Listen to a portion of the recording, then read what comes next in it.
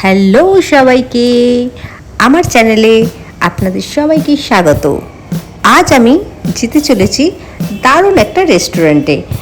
সেটার নাম শুনলেই কেমন একটা নস্টালজিয়া কাজ করে।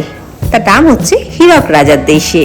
আমি একটা বিশেষ দিনে এখানে এসেছিলাম, সেই কারণে ওনারা বাঙালি ঐতিহ্য মেনে আমাকে বরণ করে নিচ্ছিলেন, যেটা আমার ভীষণ ভালো লেগেছিল। এবার আসি এই রেস্টুরেন্টের থিমে। এই রেস্টুরেন্টে চারপাশ জুড়ে সাজানো রয়েছে সত্যজিৎ রায়ের হীরক রাজার দেশের বিভিন্ন ছবি, যেটা এক মুহূর্তের জন্য মনে হচ্ছে আমি ছোটোবেলায় ফিরে গেছি। ছোটোবেলায় সিনেমার সেই ফিলিংসটা এখানে এলে আবার অনুভূত হচ্ছে। তারপর আসি খাবারের কথায়।